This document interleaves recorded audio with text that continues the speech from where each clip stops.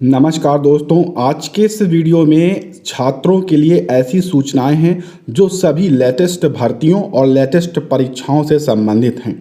ये सभी सूचनाएं सभी भर्तियों की तैयारी कर रहे छात्रों के लिए आवश्यक होती हैं कि आपको जानना भी आवश्यक है कि इन लेटेस्ट भर्तियों पर क्या प्रक्रियाएं चल रही हैं। तो एक एक करके सभी जो अपडेट हैं उस वीडियो में हम शेयर करने वाले हैं, तो बने रहिएगा इस वीडियो में अंतिम तक।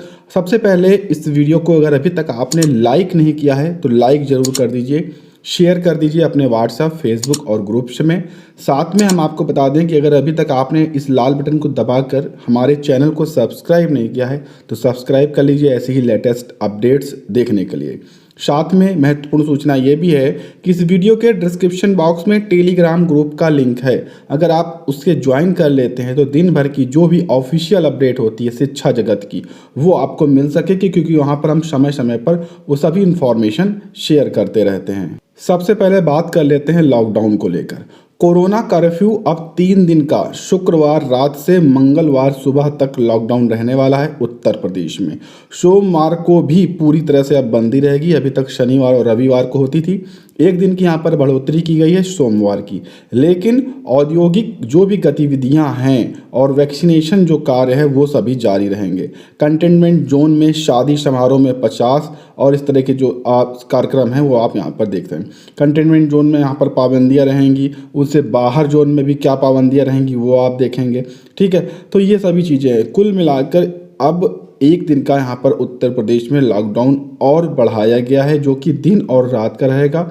इसके लिए एक अलग से आदेश भी है, सख्त यहाँ पर पाबंदियाँ बढ़ाई गई हैं, कुछ यहाँ पर सख्ती की गई है कि ज़्यादा लापरवाही ना की जाए। हम एक बार आपको भी सलाह देंगे कि बिना किसी कार्य के आप बाहर मत जाएं। अगर आप जानते भी हैं तो बिना मास्क लगाए मत जाएं।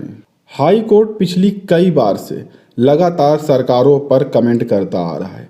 बम्बई उच्च न्यायालय का महाराष्ट्र सरकार से सवाल है कम से कम 15 दिन का लॉकडाउन लगाने पर विचार किया जाए। क्या पिछली बार की तरह लॉकडाउन का वक्त आ गया है? हाई कोर्ट ने इससे पहले उत्तर प्रदेश सरकारें व दिल्ली सरकारें ऐसे सरकारों को बहुत ही लताड़ भी लगाई और कहा कि लॉकडाउन जैसी स्थितियां हैं राज्यों में और आवश्यक भी है, क्योंकि जिस तरह से कोरोना संक्रमण उत्तर प्रदेश के अलावा अन्य राज्यों में फैल रहा है, लॉकडाउन की स्थिति बन रही है। अगर इस पर लॉकडाउन लगाकर कार्रवाई नहीं की गई, स्थिति को सामान्य नहीं किया गया, तो ऐसे में बहुत ही भयावह हो सकता है आने वाले कुछ महीने। जैसे मई में बताया जा रहा है, मई में स्थिति और ज़्यादा खराब हो सकती है, जून में भी खराब हो सकती है। जुलाई से उम्मीदें बताई जा रही हैं कि जो स्थितियां हैं कुछ सामान्य होती यहाँ पर नज़र आएंगी। इसलिए आप सभी से निवेदन है, जो भी चैनल पर इस वीडियो को देख रहे हैं, सावधानी आप ज़रूर से ज़रूर यहाँ पर बरतें। स्थिति में सुधार न होने से सबसे ज़्यादा जो नुकसान है वो युवाओं का है। जो विभिन्न परीक्षाओं की तैयारी कर रहे हैं वो यहाँ पर ज़्यादा नाराज़ हैं, क्योंकि प्रतियोगी परीक्षाओं के टलने से युवा परेशान हैं। अभ्यर्थी साल भर से 6 महीने से 2 साल से तैयारियां करते हैं कि इस तारीख को ये परीक्षा होगी और इसमें हमको यहाँ पर अच्छे अंक लाना है। लेकिन कोरोना संक्रमण के कारण विभिन्न परीक्षाएं या अधिकतर परीक्षाएं स्थगित हो रही हैं, जिस कारण से अभ्यर्थियों की जो मानसिक स्थिति है वो खराब होने लगती है। परीक्षाओं की तैयारी में जुटे छात्र यहाँ पर मायूस हो जाते हैं। विभिन्न क्या देखा जाए तो उत्तर प्रदेश के अलावा विभिन्न राज्यों में जितनी भी परीक्षाएं थी लगभग सभी रद्द कर दी गई, चाहे उच्चतर सेवा शिक्षा आयोग की हो, माध्यमिक शिक्षा आयोग की हो, यूपी SSS की हो, यूपी PSC की हो, PCS की हो। ऐसे बहुत सारी परीक्षाएं हैं जो लगातार स्थगित की जा रही हैं। रेलवे हो गई, एयरफोर्स, नेवी, ऐसी बहुत सारी परीक्षाएं जो लगातार स्थगित की जा रही हैं। अभ्यर्थी इसके लिए काफ़ी लंबे समय से तैयारी करते हैं और जब समय आता है और तब अगर परीक्षा स्थगित होती है तो अभ्यर्थियों को यहाँ पर काफ़ी नुकसान होता है। लेकिन यहाँ कहा गया है, दुर्गेश यादव का कहना है कि माध्यमिक शिक्षा चयन बोर्ड ने उत्तर प्रदेश की TGT 2016 का साक्षात्कार भी स्थगित कर दिया। ठीक है, उसके अलावा और बहुत सारे जो यहाँ पर साक्षात्कार थे बहुत परीक्षाओं के, उनको भी स्थगित किए गए हैं। यहाँ तक कि परीक्षाएं तो स्थगित की हैं। तो अब इन सभी स्थगित परीक्षाओं को दोबारा से कराने के लिए एक नई तारीखें घोषित होना, अभ्यर्थियों को दोबारा से अपने मन को, दिमाग को उसी लेवल पर लाना तैयारी के लिए, तो ये सब इसलिए युवाओं को यहाँ पर परेशानियाँ झेलनी पड़ती हैं। तो इसके लिए थोड़ा सा आपको शांत रहना होगा, थोड़ा सा इंतज़ार करना होगा। संक्रमण की स्थिति सामान्य होते ही ये सभी परीक्षाओं की नई तारीखें फिर से घोषित की जाएंगी। पॉलिटेक्निक में प्रवेश के लिए 15 मई तक आप आवेदन कर सकते हैं। जी हाँ, कोरोना संक्रमण को देखते हुए पॉलिटेक्निक संस्थानों में प्रवेश के लिए जो आवेदन की अंतिम तिथि है वो 15 मई तक बढ़ा दी गई है। अगर आप इच्छुक हैं तो आप इसके लिए आवेदन करिएगा। ऑफिशियल वेबसाइट है gcup.nic.in। 15 मई इसकी अंतिम तिथि है, तो अंतिम तिथि से पहले आप आवेदन कंप्लीट कर लें।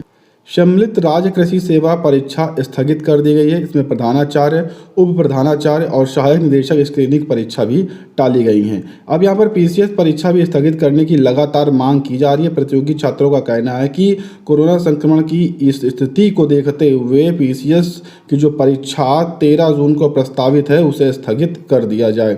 फिलहाल इस पर अभी आयोग ने कोई आदेश जारी नहीं किया है, लेकिन पूरी संभावनाएं बताई जा रही हैं कि 13 जून को होने वाली यह परीक्षा मई के महीने में कभी भी इसका आदेश आ सकता है, ये परीक्षा स्थगित की जा सकती है। आयोग लगातार आप देख रहे हैं इस महीने में होने वाले प्रधानाचार्य, उप प्रधानाचार्य, जैसे जिनकी स्क्रीनिंग परीक्षाएं वो तक स्थगित की गई हैं।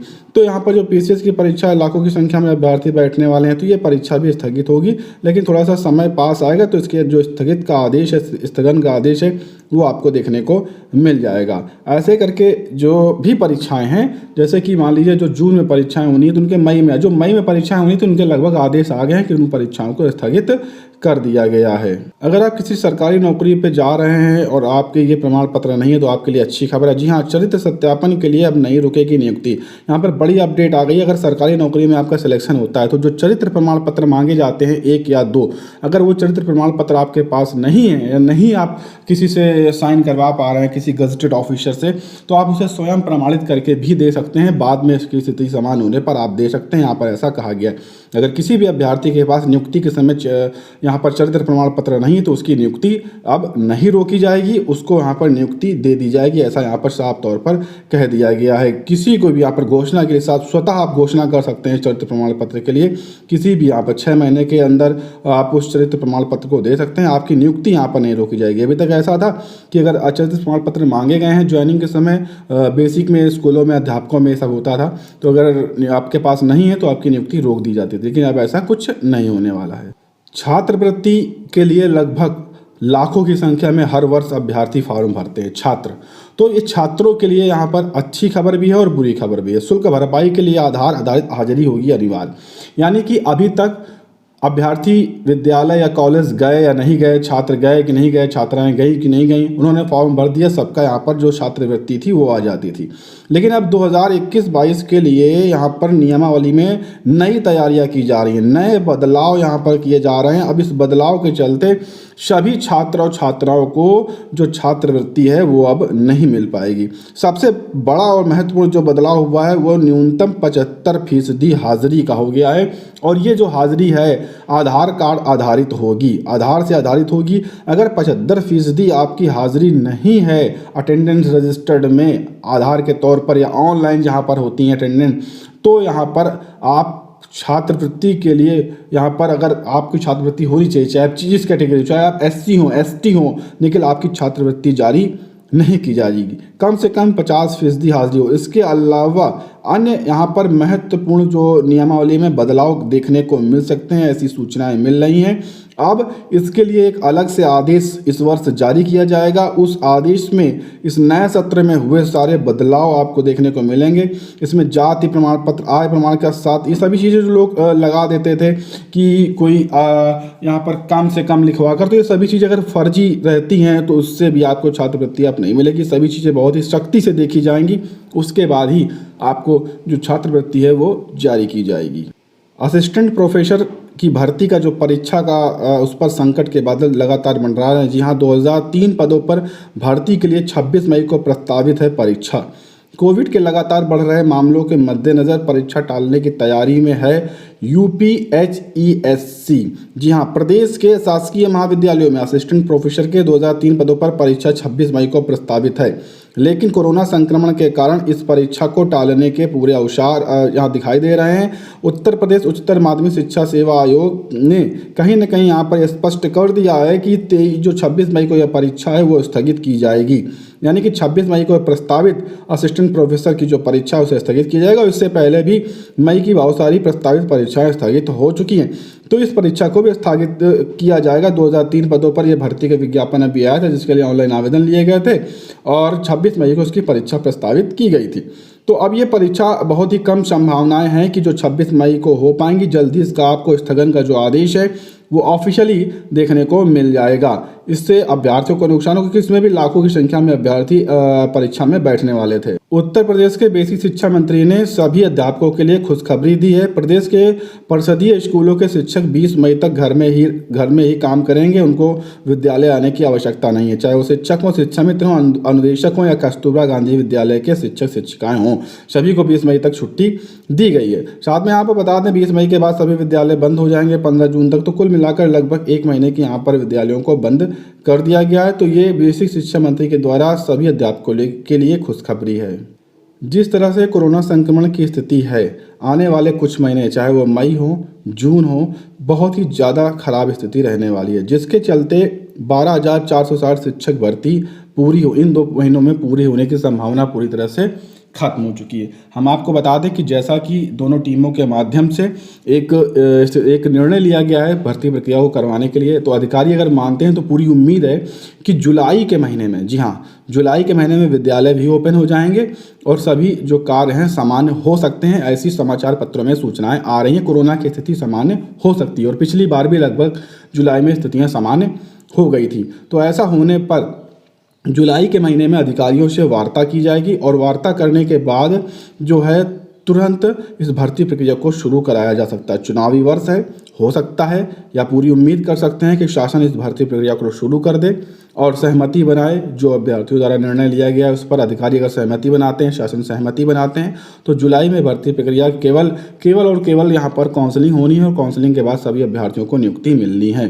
तो हो सकता है कि जुलाई या अगस्त तक आपको नियुक्ति यहाँ पर मिल जाए। 12,460 शिक्षक भर्ती में पूरी उम्मीदें हैं। स्थिति सामान्य होने पर जुलाई अगस्त में नियुक्तियाँ मिल सकती हैं। जुलाई अंतिम या अगस्त प्रथम तक नियुक्तियाँ मिलने की पूरी संभावना है, लेकिन अधिकारियों से वार्ता होने के बाद ये सभी चीज़ें स्पष्ट होंगी। तो साथियों, ये आज की कुछ महत्वपूर्ण सूचनाएं थीं जो सभी लेटेस्ट भर्तियों की थी। उम्मीद है आपको अच्छी लगी होंगी, इसलिए इस वीडियो को लाइक शेयर करिएगा, शेयर जरूर करिएगा और कमेंट करके बताइएगा कि क्या आपको इसमें अच्छा लगा, क्या नहीं लगा। और अगर अभी तक आपने चैनल को सब्सक्राइब नहीं किया है तो सब्सक्राइब भी कर लीजिएगा।